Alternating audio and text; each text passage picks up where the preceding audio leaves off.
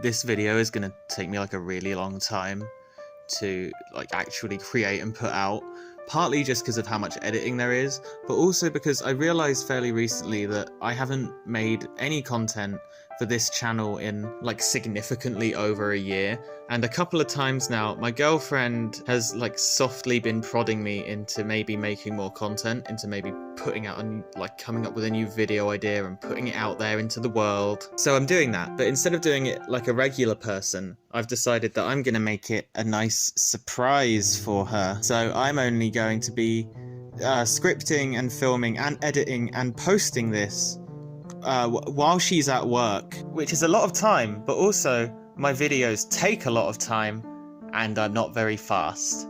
So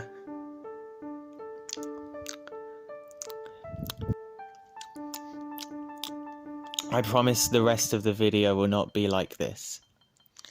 So to Yasmin, hello, and to everyone else who isn't my girlfriend,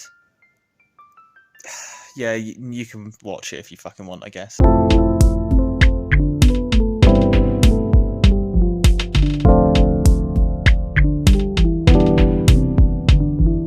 The hat is not a fashion choice. I haven't had a haircut in quite a while, and it looks like this. So it's not a fashion choice, it's out of necessity. But I do look cute though. Back in 2017, like early 2017, when I was still at uni and like looked like this on purpose, I wrote a review for one episode of Star Wars Rebels. I was taking a review module at uni, which basically meant that I learned the conventions of review writing, I learned the format, I learned how to do it, learned the do's and don'ts, that sort of stuff. And then at the end of the semester, I wrote 3 reviews for a grade. I wrote 2 shorter ones of like a couple of 100 words each, and I wrote 1 long, more detailed one. And that last one, which made up the majority of my grade, obviously was the one that I put the most time and effort into. But because I cared so much about what it was I was writing about, because I cared so much about the content of my review, I put more time and energy and consideration into that one 3,000 word review than I put into pretty much any of my other assignments over the entire duration of my studies. I reviewed Star Wars Rebels Season 3, Episode 20, Twin Suns. I dedicated genuinely hours to figuring out what made it so special to me, what made me enjoy and love it so much. Hell, I spent hours trying to figure out what it was about the episode that made me want to write a 3,000 word review of it for a grade, and I did that and I handed it in. It did, like, okay, I think.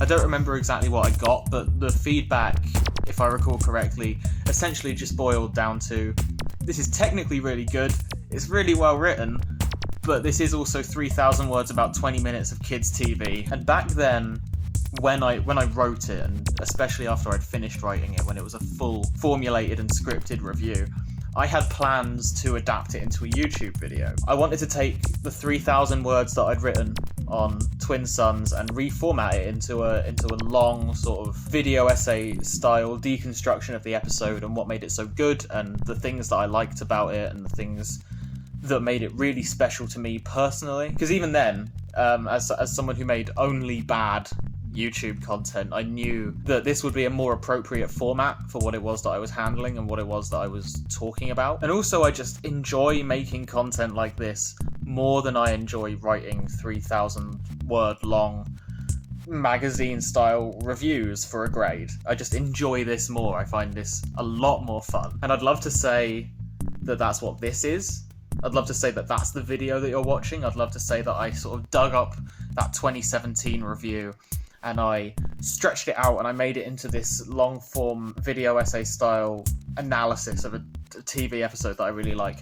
But it's not. That's not what this is. Sometime after I wrote it, probably like a few months after I wrote it, didn't do anything with it, and figured, well, if I haven't made it into a YouTube video yet, then I probably never will.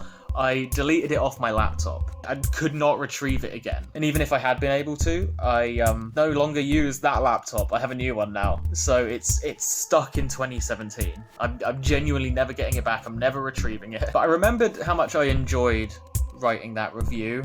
And I remembered how much I wanted to make a YouTube video covering the same stuff that I covered in the review. Sort of around that same time that I started wondering if I should do it again. We're now in the build-up of The Rise of Skywalker. Like, I am in Star Wars mode. I'm wearing themed apparel. I'm really fucking excited. All the content that I'm making on Tumblr now is Star Wars related. I'm in that zone, I'm in that headspace, and so I was like, fuck it. I'll just start from scratch. And so I watched the episode again, and I thought it would not be as good as I remembered it being, partly because I've seen it before, partly because I haven't watched the rest of Rebels in a while, like, for context. I thought my enjoyment of it would be diluted by the fact that I'm not fucking 20 years old anymore. But I watched it, and now I'm making this. It's not the video that I wanted to make in 2017, like I said, but that's definitely a good thing, because the critical analysis of content that I was making in 2017 really boiled down to bad reviews. I have a couple of videos that I am proud of, like my Beauty and the Beast one, and my Kingsman one, but those are still bad videos, I think. So even when I delved into something beyond just surface level review, I still think I was making subpar content at that time. So it's good that I didn't make it then, because it now stands a chance of not being garbage. I'm not promising anything, like this might suck, but it stands a chance of being good, I hope. But yeah, here it is. Like 2.5 years since I decided that I wanted to make this content, and more than a year, like nearly 15 months since I made any content for YouTube at all, because I'm not consistent. I'm finally doing it. I'm making a video about Twin Suns and why I like it so much.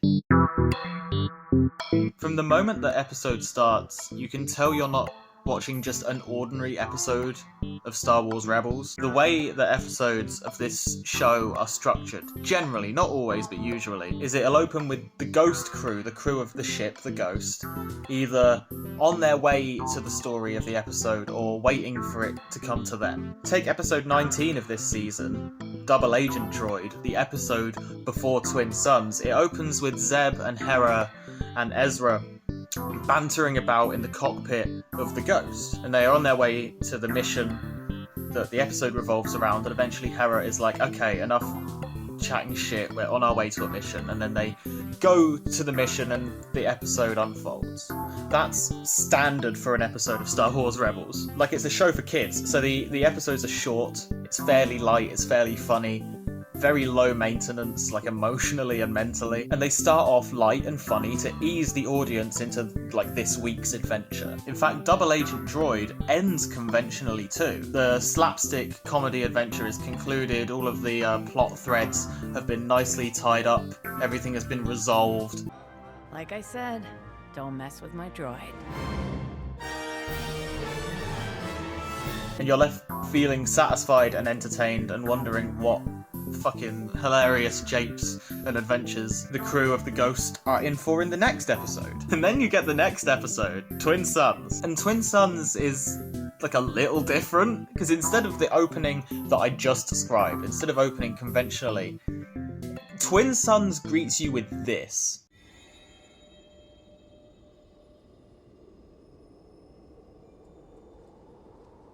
You're met with a Tatooine desert. The Ghost crew is nowhere to be seen. The Ghost itself is nowhere to be seen. All you have is desert and the faint sound of the wind. And then you hear a voice.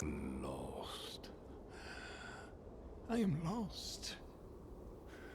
And yet, I can feel his presence.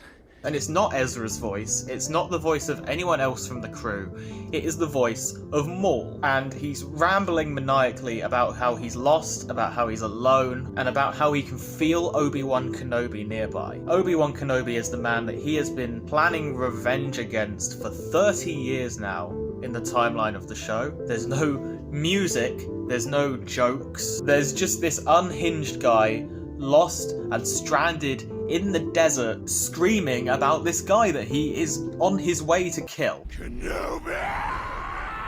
So I think it's fair to say that you know you're in for something a little different, like right from the get-go. On the Ghost, Ezra wakes up and finds Kanan's holocron, showing a message from Obi-Wan Kenobi, and then he sees something else. The Sith holocron, glowing red, and emitting the sound of Maul in the desert screaming Kenobi's name, which Ezra takes to mean that Maul is back, so he goes to warn the crew about it. He knows Maul has been looking for Obi-Wan, and even though there's this widespread presumption that Obi-Wan is dead because no one's seen him in a really long time, Ezra believes that he could still be alive and that Maul could be closing in on him. He wants to go to Tatooine to see if he's right, to see if Obi-Wan's alive, and if he is, he wants to warn him about Maul. And the rest of the Ghost crew are like, no, you can't do that. You are not going there. You are not doing that. Like, after that jarring episode opener, we're finally getting interactions between the Ghost crew, I guess. But again, it's not funny. There's no banter. There's no jokes. It's just solemn discussion about the troubles they're facing and their priorities in terms of strategy. Ezra tricks this guy, distracts him so that he can steal a ship and go to Tatooine anyway, and it's kind of played as a joke, but it's not that funny, and like the biggest reaction it's going to get out of anyone, probably even kids, is just, huh. There's this comedic moment, or what would usually be played as a comedic moment, where he notices that Chopper has stowed on board with him, and he bangs his head. But even this isn't really funny, and Ezra is visibly, like, pissed off. Like, the episode, right from the get-go, isn't trying to make you laugh, even though this is a kid's, essentially a comedy show. It's not straight up a comedy, but it's mostly funny and it's mostly light, but right here it's taking itself way more seriously than you would ever expect it to take itself. Hell, Ezra is leaving for Tatooine at the direct expense of the Ghost's crew, which are his friends, and his family, and his entire home planet of Lothal. He's going against orders, he's disobeying the people who are in charge of him, and like, it's lightened up a little bit with jokes, but holy shit. On his way to Tatooine, Ezra receives a message of some kind through Kanan's holocron, and they land on Tatooine. Ezra follows the holocron, and it leads him to a Sith holocron, and again he hears the voice of Maul through it. At this point he notices that he's been lured into a trap, he warns Chopper that it's a trap, and then Tusken Raiders begin firing on them, and it's a genuine scramble to survive and to avoid their blaster fire, and their ship is damaged and ultimately destroyed. And it's a genuine struggle, they genuinely are having a hard time surviving this, and then Maul shows up and he unceremoniously slaughters the Tusken Raiders with his lightsaber. Classic kids content, but by the time that Ezra and Chopper are on their feet, Maul is nowhere to be seen, and they head off looking for Obi-Wan, and they wander until daylight. They're walking and walking and walking until the suns have come up. Then they're met with this seemingly endless expanse of desert, and through hallucinations and the holocrons, Ezra determines that the only way to get to Obi-Wan Kenobi and warn him is to go across this unforgiving desert terrain. And he tells Chopper to go another way, to go a safer route and contact the crew and let people know what's going on. And it, strangely, as he wanders off into the desert, it stays with Chopper for a moment of like genuine internal conflict, which is rare to see in a character that is a droid. And then Chopper follows Ezra into the desert anyway. Right away, they get caught in a sandstorm. Ezra hallucinates Maul even more, but they push on, but it's in vain, because fairly quickly you get the impression that it's quite soon after they begin this venture. Chopper just breaks and deactivates. Ezra blames himself for even going against orders and coming to Tatooine to begin with, and he sits down surrounded by nothing but sand and wind and guilt and a Chopper, and he hears Maul's voice yet again. This time, Maul's voice is voicing some of his own fears, some of his own insecurities, and then he visually hallucinates Maul attacking him, and he lunges, he ignites his lightsaber, and he trips and he falls. He remains conscious long enough to see that a mysterious cloaked figure has found them and is standing over him, and then, worn out from probably hunger, exhaustion, heat stroke, he just passes out in the sand. He wakes up below twin moons next to a fire.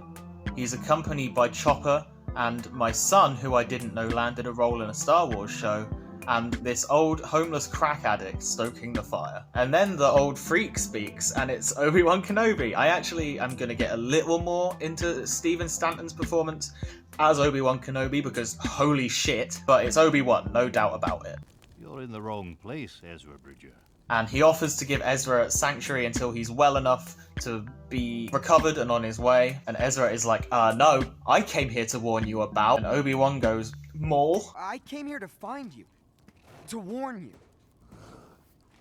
About Maul? And I know that I've already said that I love this episode, and I know this entire video is me talking about how and why I've come to love this episode so much. But this moment where Obi-Wan reveals that he already knew Maul was coming and was prepared for it, like I've already covered a little bit how Twin Sons break some of the conventions not only of the show itself, but also of kids' TV generally. But to have Ezra disobey orders, put all of his friends and family and his entire home planet at risk of destruction and death just to come on this mission to Tatooine and endure this unforgiving desert where he passes out from exhaustion, only to finally be met with the guy that he came here to see and find out that all of it was for nothing. That he did not need to come because this guy already knew everything that Ezra was here to warn him about. It's just, chef's kiss.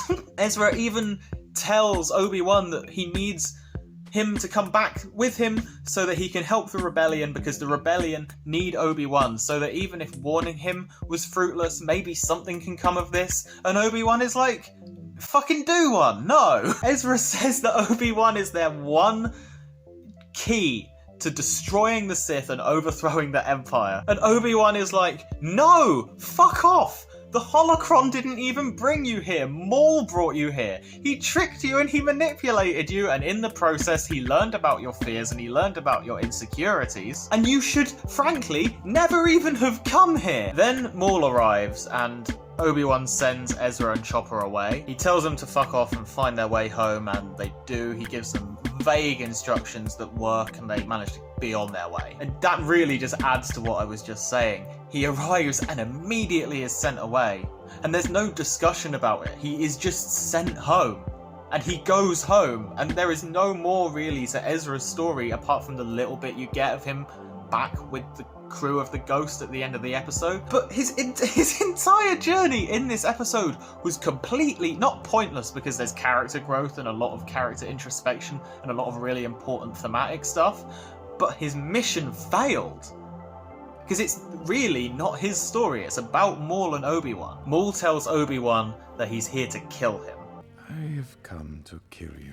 But he wonders if it's more of a punishment to leave him here on Tatooine in the desert festering. Obi-Wan warns him against seeking only power and possessions and stuff and being the biggest, baddest guy around. If you define yourself by your power to take life, your desire to dominate, to possess, then you have nothing.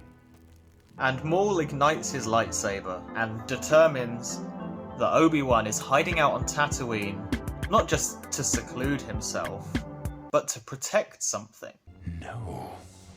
Protecting someone. Obi-Wan ignites his own lightsaber and they prepare to fight. After some build-up, they clash. And bear in mind that within, like I said, the timeline of this universe, they have been waiting 30 years for this confrontation. Maul has been waiting 30 years to get this moment.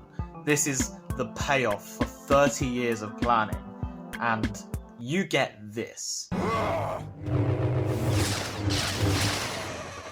Maul is just fucked. Obi-Wan just obliterates him. It's great.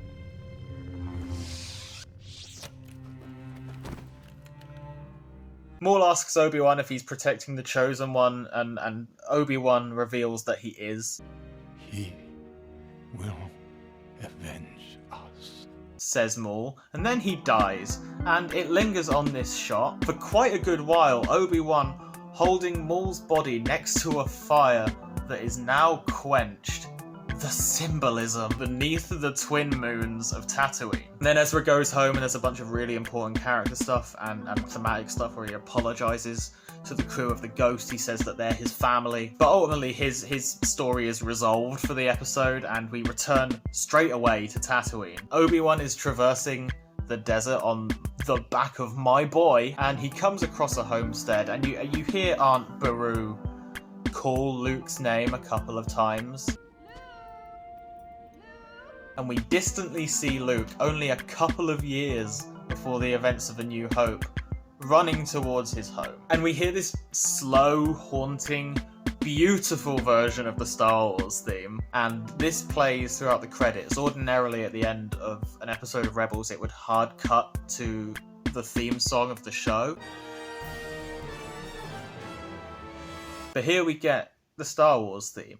Slow and beautiful. And that's it. That's the end of the episode. The least predictable, the least conventional episode of the show in its entire run, frankly. Actually, no episodes after it came close to topping it either. It's not even the finale of a season. This is a few episodes before the end of the season, and there's a whole other season after it, and nothing comes close to this. The rest of the show is really, really, really, really, really good. Like, it's stellar, and I highly recommend it. It's just not this, you know? Like I touched on earlier, Stephen Stanton's performance is just remarkable. He sounds near enough to Alec Guinness that I feel confident enough in calling it indistinguishable. Like his cadences and his inflections and his tone and his pauses even. He just does a perfect job. And I know that like some people I've heard didn't like his voice acting in this episode.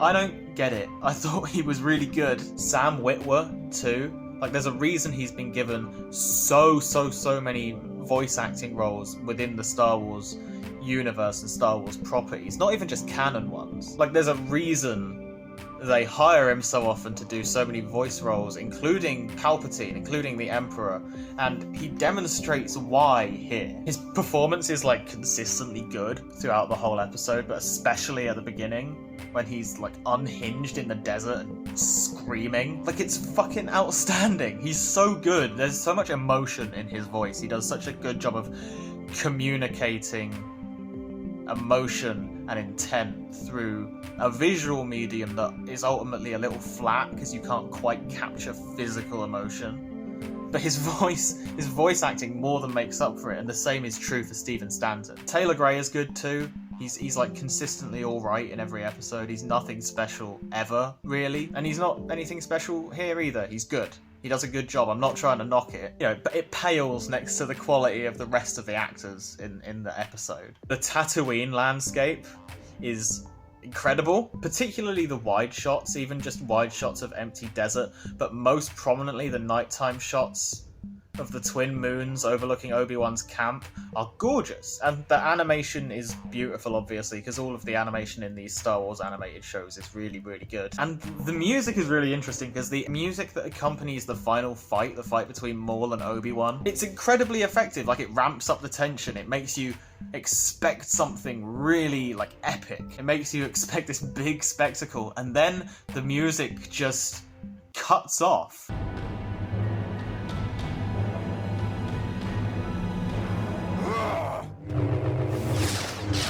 The music essentially lied to you.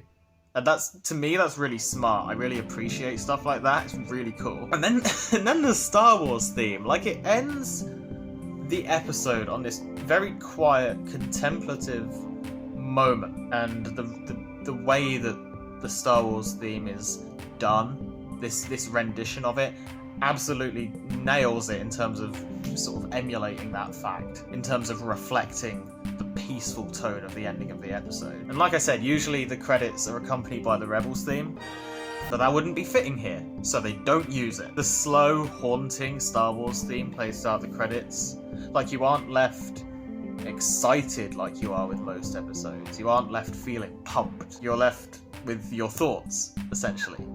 You're left feeling peaceful. In terms of pure episode quality, and in terms of how it broke the conventions of the show specifically, but in a really interesting way that was incredibly successful, Twin Suns is outstanding. Like, it's my favourite episode of the entire show. It's probably my favourite episode from any of the animated shows, and I don't know if that's a widely held opinion. I don't know how many people would agree, but it's the opinion that I've got. It's my one. But the show itself, the rest of Rebels, is not the only context that this episode exists within. It's impossible to me to only view it as an episode of Rebels. I personally have to consider it, and I think most people should consider it within the frame of reference of so many other things, so many other pieces of content, so many other elements of the franchise. For example, the movies that have preceded it, not just in real life, like in release order, but chronologically within the timeline of the universe. Like, we have to consider it within the frame of reference of the narrative of the canon. Yes, that is right. You are hearing me correctly. We have to talk about this episode within the context of... I fucking love the Star Wars prequels. And not in that way that a lot of people seem to, where they think that the movies are, like, secretly genius. Like, they're not secretly genius. On a technical level, they kind of fucking suck, and the scripts are bad. But the films are also really good, or at least I really enjoy them. I refuse to explain myself. This isn't a video about the prequels, and I don't need to justify that statement. But I've been showing the Star Wars movies to my girlfriend, and obviously I showed her the original trilogy first, and now the prequels. I nearly skipped the prequels out of concern that she would have the same experience watching them that a lot of people apparently do, which is where they sit and the prequels happen at them and they just experience dread and despair and agony and distress. But I showed them to her anyway, because as much as I'm in love with her, I'm also in love with the Star Wars prequels, and I wanted to share them with her. But you know what? She really liked The Phantom Menace. Anyway, the prequel movies started in 1999 with The Phantom Menace, and despite it being a fairly bad film that I adore with all of my heart, despite its many flaws, it culminates in the best fight scene in any of the Star Wars films. Not in the entire franchise, but nearly. The fight pits Maul, Darth Maul at this time, who we have never encountered before and who has only had like 4 lines in the film. It pits Maul against Qui-Gon Jinn and his apprentice Obi-Wan Kenobi. Maul fucks Qui-Gon's entire shit up, obviously, because he's really cool and has twice as much lightsaber in a one-on-one combat. At which point Obi-Wan just fucking snaps. Like, it sends him into hysterics. He goes feral. And that causes him to lose focus, and he ends up in this compromised position. But he recovers and he cuts Maul in half. He cuts Maul in half. Hooray! Anyway, Maul canonically survives this, and he begins his seemingly never-ending mission to fuck Obi-Wan's shit up in revenge. That becomes his driving motivation right up until he dies. And so Maul's presence in Rebels, not just in Twin Suns, but in the whole show, in the end of Season 2 and all of Season 3, his presence is a nice reminder of the prequel era, in a show which ultimately takes place in the same time period as the original trilogy. Like, yes, Rebels is technically prequel content because it takes place prior to A New Hope, but it never feels like it's part of the prequel era. If anything, it feels like a companion piece to the original movies in the same way that Rogue One did, and actually Rogue One does a couple of the same things that Star Wars Rebels does, including bringing up a few of the same characters. So to have a character whose presence prior to this has existed solely within the frame of reference of the prequel era, who is very much associated with the prequels, a character who we first saw in 1999 in The Phantom Menace, and who is many people's favourite character from the prequels specifically. It's just a really neat way, to me at least, of combining the two eras of the show. The show itself is overwhelmingly reminiscent of the original era, and here in Twin Suns more than ever, like the Tatooine setting, the fact that it takes place 2 years before A New Hope, the fact that it features Luke himself, the fact that it has Obi-Wan looking like Alec Guinness did in A New Hope, it grounds the episode very strongly in that era. Having Obi-Wan look like this and casting a new voice actor who has never portrayed him before, casting a new guy who is able to almost effortlessly capture the essence of Alec Guinness's original 1977 portrayal of Obi-Wan Kenobi, makes this episode feel absolutely like it is part of the original era. You can tell that this happens right before the start of the original trilogy. Like, this feels like A New Hope, it feels like Tatooine, and this feels like old Ben Kenobi. And yet, Maul is there. and he and Ezra are talking about the Sith. Like, in this era, they aren't called the Sith anymore, it's the Empire, and we haven't heard anyone call them the Sith in quite a while. But here we have characters actively talking about the Sith and overthrowing them and destroying them. Sure, Obi-Wan looks like Alec Guinness in this episode and sounds like Alec Guinness in this episode, but his conflict in this episode, the character arc that is resolved in the last third of the episode, is a conflict and a character arc that started back in episode 1 in 1999. Like I said, in universe, it's been 30 years since these characters dueled. It's been 3 decades since Obi-Wan cut Maul in half and sent him down that big hole, and their rivalry began. And yes, it was explored more in the Clone Wars, which I will get into. Hell, you could argue that it originated in the Clone Wars, since the Clone Wars is where it was established that Maul was still alive and where it really ramped up the conflict. But that show takes place between the second and third films. That show is also rooted very strongly in the prequel era of Star Wars. Yeah, Twin Suns is grounded in the original era, and yeah, Obi-Wan is fucking old, I guess. But Maul,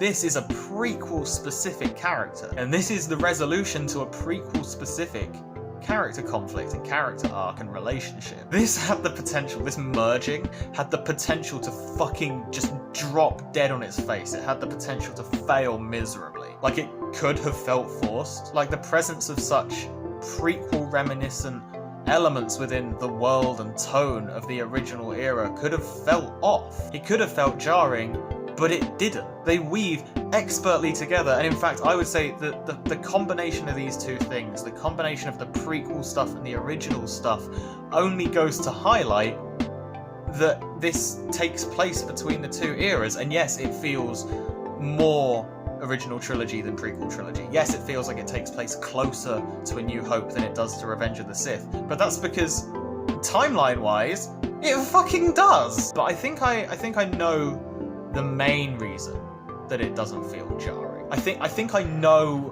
why it flows together as well as it does. And that's because it's fucking animated. Like, yes, if we tried to insert the visuals of these movies into the world and tone of these movies, it would be kind of jarring. That's one of the reasons that people don't like George Lucas's additions to the world of Tatooine in the special editions of the original trilogy, because the visual styles just don't mesh. I personally don't mind it, but undeniably the visual styles clash. But here, in Twin Suns, this isn't literally the world of the original trilogy. This isn't literally the Tatooine of A New Hope. It feels like it, and it resembles it, and for all intents and purposes it is the same, but it just isn't, because it's animated in the Star Wars Rebels style. It's a Star Wars Rebels animated recreation of that world and that planet, and it features characters animated and recreated in exactly that same style. They've been recreated by the same people at the same time, using the same technology to exist within the same space and the same world. And the animation styles of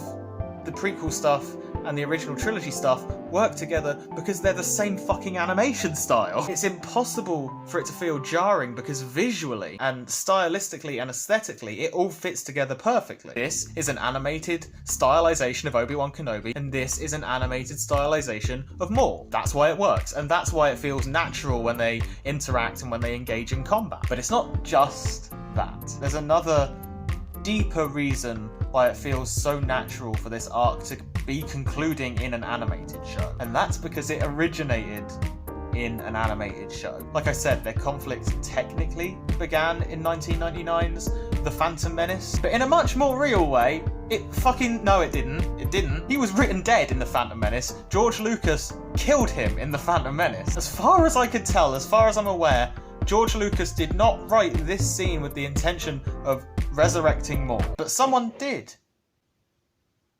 But someone did resurrect Maul, someone did decide that he survived that fall, and it wasn't George Lucas, it was the creators and writers of a different, older, and ultimately better animated show. And that animated show was called Star Wars The Clone Wars is an animated children's show with a cinematically released feature-length movie as its pilot episode. I saw this movie in the cinema in 2008, and it fucking sucked. But the reason that I thought it sucked was because the ending was unresolved. It was open-ended, and the reason I didn't like that is because I didn't realise that it was the pilot to a season of TV. So I went like 8 years before I realised that it carried on, and then I had to catch up with Clone Wars. It also has Jabba the Hutt's baby boy in it, which, as well as being cute, also confirms in canon that Jabba the Hutt fucks. So in a way, it's actually George Lucas's magnum opus. The series, though, is like an incredible amount better than the pilot movie. It ran from 2008 to 2014, and it's getting a final season. It's getting a season 7 in 2020. And every second of it fucks. It features the best fight scene in the whole franchise. Incidentally, this fight scene also includes Maul, as he duels a Mandalorian called Pre Vizsla for leadership of the Mandalorian Death Watch. And I don't even want to show you any more footage from it because I want you to go and watch it yourself. It's not the best episode in any of the animated shows. It's not even the best episode in Clone Wars, but God fucking almighty is it the best fight scene in the entire expanded universe. I'm getting off track, but I just really fucking like this bit. The first time we really meet Maul in the Clone Wars is the penultimate episode of season 4, where Maul's brother Savage Opress, I know, Maul's brother Savage Opress goes in search of Maul, who has been missing for a fucking long ass time. Everyone thinks he's dead. Possibly because someone cut him in half and dropped him down a hole. He finds Maul hidden away, having lost his mind in the underground tunnels of a junk wasteland, raving about the revenge he intends to exact against the Jedi, and Obi-Wan Kenobi specifically, and with constructed enormous metal spider legs dominating his lower half where his regular legs used to be. He's been down here in this state for the better part of 12 years, just absolutely fucked. Now that Savage has found him, he takes him back to his home planet of Dathomir, where Mother Talzin replaces his legs with more normal-looking robot legs, and also restores his sanity, but brilliantly, even once he's had his sanity restored, even once he's more level-headed, Maul's only interest is still getting revenge against Obi-Wan Kenobi. Over the course of the rest of the show, he and Obi-Wan have a couple of encounters. During the first one, Maul actively mocks Obi-Wan about Qui-Gon's death, and for the second time, it makes Obi-Wan go absolutely fucking hog wild, and he attacks him in a blind rage, and Maul is like, that's fucked. Jedi aren't meant to do that, are they? That is not the Jedi way, is it? And after both of their initial encounters in Clone Wars, Obi-Wan is forced to retreat because he's being overpowered. Maul goes on to like kill people and pillage outer rim worlds and steal money. He helps the Mandalorian Death Watch reclaim Mandalore and then takes over the Death Watch himself. He takes over Mandalore, and he deposes Duchess Satine, who is the former lover and potentially current lover of Obi-Wan Kenobi, and it is established canonically that Obi-Wan was very, very willing to leave the Jedi Order for her. Had you said the word, I would have left the Jedi Order. Because of how deeply he is in love with her. And Maul also murders Satine in front of Obi-Wan Kenobi.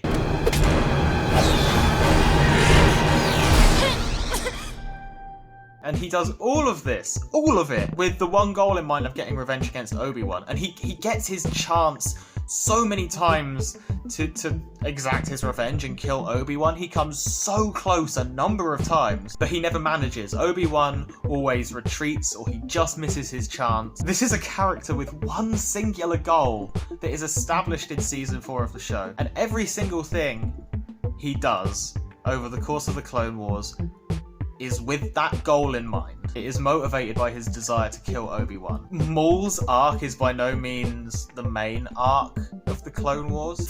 He only appears in 6 episodes out of like 130, but it's certainly one of the most interesting parts of the show. And his fight with Pre Vizsla overshadows almost every other conflict in the show. In fact, almost every other conflict in the franchise, in my opinion. Again, it begins in season 4, persists all the way through season 5, and it is handled in a consistently interesting and engaging and surprising way. And in fact, it's handled in a really dark and mature way as well, especially the beginning parts of when like Savage finds him. But it never gets resolved. in Clone Wars. He never gets his revenge, he never gets his catharsis, he never gets closure. And so in that respect, Clone Wars is just missing an ending. Luckily, the showrunners knew this. Once the Clone Wars was cancelled and replaced by Star Wars Rebels, Maul's arc was continued. Rebels ran for 75 episodes, and Maul appeared in 4 of them. In Twilight of the Apprentice, Kanan, Ahsoka, Ezra, and Chopper come across an ancient Sith temple. However, they are not the only people there. The gang encounter an ancient battlefield littered with corpses and dropped lightsabers. It's the remains of a battle which ensued when the Jedi attacked the Sith temple. Ahsoka says nobody won the battle, which I think is a fair assessment. An Inquisitor attacks them. He throws explosives and they destroy the ground beneath Ezra, and Ezra like falls into like the underground tunnel area. He's like, no guys, it's fine. I'm okay down here. I'm not hurt. Everything's fucking swell. And the others all bugger off to pursue the Inquisitor. A stranger claiming to be stranded on the planet introduces himself to Ezra as Old Master, at which point Ezra also introduces himself by a fake name, and Old Master offers to help him find the Sith temple, and he also says that he'll help get him in, but he also says that in order for himself to gain entrance, he needs the help of someone much younger, so it's sort of a mutually beneficial situation. Old Master says he was once a Force user, and he says that he was used and betrayed by the Sith, and Ezra connects to him in a lot of ways. They have a lot of common ground in their stories. And he even goes as far as telling Ezra that the Sith Temple holds many secrets which could be used to destroy the Sith, which Ezra is very interested in as the hero of the show. But in order to enter the temple, in order to gain access, they have to do that classic Sith thing where they have to give in to their anger and hatred. This goes against the Jedi code, but Old Master is really persuasive, and Ezra fucking does it. He finally tells Old Master his real name. Old Master finally tells him that his name is Maul. It's done as a reveal in the episode. You knew it was coming. Now I am called Maul. And here we go. We're finally getting a continuation and hopefully a resolution of Maul's arc. To keep this a little more brief than I have been up till now, I'm not gonna like play by play his entire arc over the course of the 4 episodes of Rebels that he's in. Partly because I think you should just go and fucking watch it for yourself. That and Clone Wars as well. All of it is fucking superb. My description is not doing any of it nearly enough justice. But ultimately, nearly a full season of television later, 17 in-universe years since the end of the Clone Wars, 30 in-universe years since Maul and Obi-Wan first conflicted, and their relationship and their hostility towards each other first began, and 18 real years since we saw them on screen together in 1999. All of that build-up, all of that tension has finally led to twin sons. It has all culminated here. It all concludes in this moment. This is what it's building up to. This is what it's all been building up to. A 20-minute episode of a kids' TV show.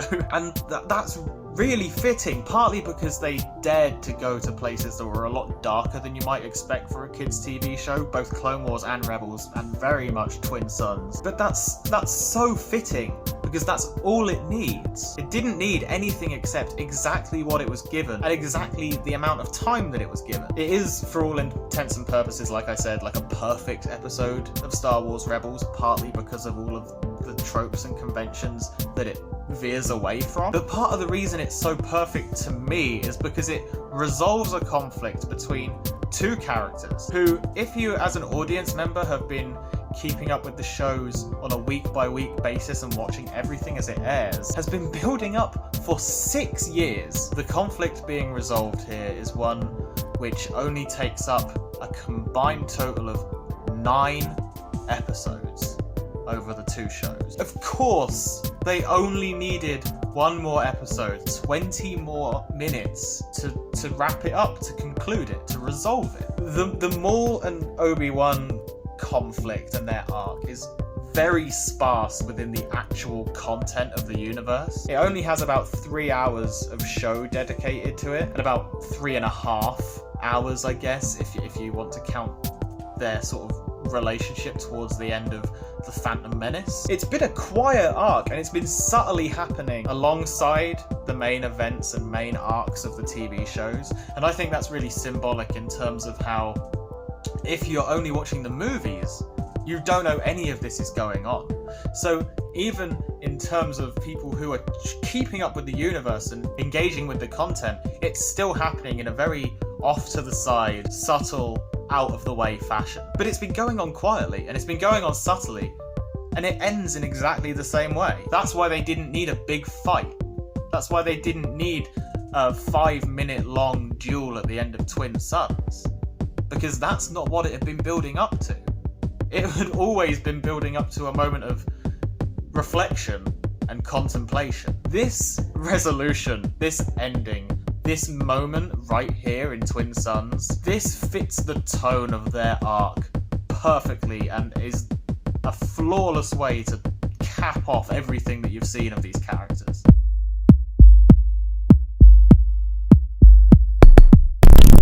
Technically, none of this actually means anything. Like, I'm just rambling about an episode of TV that I really like, and it's an episode of children's TV. This is made for kids, but I really like it, and I'm talking about how I really like it. There isn't really much actual content here, but the fact in and of itself that I've dedicated so much time to not only scripting this, but the fact that I wrote a review of it 2.5 years ago when I was 3 years younger than I am now, and it stuck with me to such an extent that I was inspired not only to expand it, but to start it from scratch and turn it into something this long and this thought out. That fact in and of itself says more than I ever could elaborate on in the video itself. Like, 20 minutes of children's TV affected me this much. I loved it this much. I'm deliberately keeping the length of the video vague here because I don't actually know how long it's going to end up being. Everything I've said here is significant to me separately. Like, the merging of the original and prequel trilogies and the combining of those themes and events and tones is really interesting and engaging to me. And the resolution to an arc which originated in Clone Wars or even sooner than that, depending on how nitpicky you want to be. It's cathartic and it's satisfying and it's appropriate. And the quality of the episode itself is outstanding. I talked for a good amount just about the technical aspects of the show and why I think it was really good as an episode. But that's the thing, is that they're not separate things. Like, they all play into each other. Yes, it's a remarkable episode of TV. I think you've gathered that by now, but it's so much more than that to me. Like, it's the only time in all of the Star Wars media that I've consumed, in all of the Star Wars content that I've pointed my fucking eyes at, that's made me feel this way and that I've been impressed by to this extent. The episode gave me a feeling that I don't even really know how to describe. This vague feeling that all of the content leading up to this, like the original trilogy and the prequel trilogy and all 6 seasons of the Clone Wars, even the stuff that Maul wasn't in, even the stuff that was just dedicated to Obi-Wan, and even the first seasons of Rebels that Maul wasn't in. I feel like all of it has like combined, all of it has teamed up to accumulate and create this 20-minute moment. It's this feeling that this episode is like the perfect intersection of all of those component parts. And they could have told any story in this way. They could have put this much time and thought and effort and set up into any arc, any resolution, any characters they wanted, but they didn't. They dedicated this moment and tone and theme, and they dedicated this arc, and they dedicated this episode to resolving the personal conflict between my 2 favourite Star Wars characters. And that's really cool. I know this video is long already, and I don't want to take up a lot more of your time, but there was a whole segment that I intended to write onto the end of the script for this video that I just totally forgot to write. I had just written nearly 5,000 words on Twin Suns, and at that point, after that much writing, it just didn't occur to me to add the last part that I'd wanted to add. And I didn't even catch it when I was filming, and I only just finished editing the video. I've just finished editing the first like 45-50 minutes of the video, and it now occurs to me that I didn't include this part. So one thing I would like to mention is that all of the music that I've included in this video, all of the music that I have like accompanying the words that I was saying, the shit that I was spewing is my music. Music that I have produced, music that I have been putting up on my second channel. I call it a second channel. It's not really that. It's more of just a separate other channel that I use solely to post my music that I produce. I've been doing it for like over a year, and I realized that I've never mentioned it on my channel, that that's a thing that I do. In fact, the last like 2 or 3 videos, all of the music in the background of them has been music that I've produced. And I didn't mention it in any of those either because I have fucking brain rot. But also, since my last video where I also used my own music, I have produced a whole new album. I've come out with a whole new album. It's called Written for Yasmin. So I'm going to include links in the description to my channel and to the playlist for that video for free, just on YouTube. Because, you know, I haven't really like officially released it anywhere. I haven't put it on any music streaming services. I've just put it on YouTube for free, and yeah, I'll stick that in the thingy. Anyway, thank you for sticking around and listening to me ramble. This is a video that I put a lot of time and effort into, and I am really proud of it, so I hope it's well received. Bye bye.